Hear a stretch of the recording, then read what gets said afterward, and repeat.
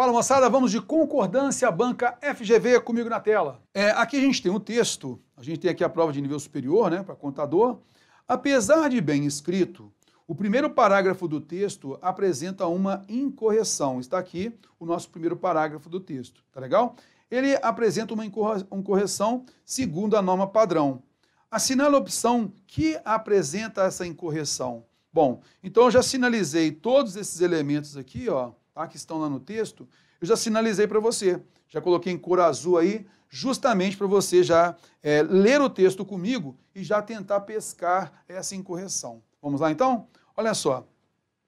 A geração pós-1980 e início de 1990 só conhece os tempos militares pelos livros de história e pelas séries da TV. Para a maioria dela, tranquilo, né? Essa geração, as palavras democracia e liberdade, as palavras têm sentido diferente, o tem marcando plural, tranquilo. Diferente daquele para quem conheceu a falta desses direitos e as consequências de brigar por eles. Se hoje é possível existir redes sociais, aqui eu quero chamar atenção para esse detalhe, né? Eu tenho verbo de ligação, possível é um predicativo, tá legal? Beleza. E quem é o sujeito? Nós temos o sujeito oracional aqui, né? Que é existir redes sociais. Então nós temos aqui uma oração subordinada substantiva subjetiva e ela se encontra reduzida de infinitivo, correto? Então dentro dessa oração aqui, ó, nós temos o verbo existir, que é um verbo intransitivo.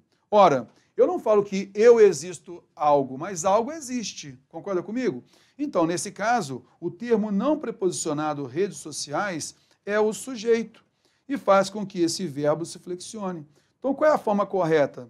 É possível existir em redes sociais. É possível que as redes sociais existam. Concorda comigo? Então, nesse caso, a gente sabe que o erro está aqui nessa flexão, tá?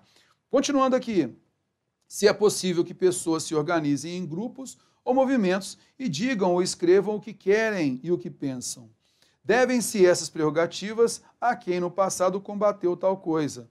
Então veja aqui, nesse caso, que a gente vai observar, né? Devem-se, esse verbo é seguido do pronome apassivador. Por quê? Esse verbo dever é transitivo direto e indireto. Eu vou ter essas prerrogativas, vai ser um sujeito paciente. Por que terror? Ele é um sujeito paciente e não é um objeto direto. Porque eu tenho ser, que é um pronome apassivador.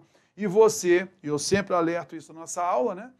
E você já vai anotar aí, ora, eu posso ter um verbo transitivo direto e indireto. Se eu tenho o ser pronome apassivador, opa, já sei, não há objeto direto na voz passiva, e sim um sujeito paciente. Beleza? Então anota aí.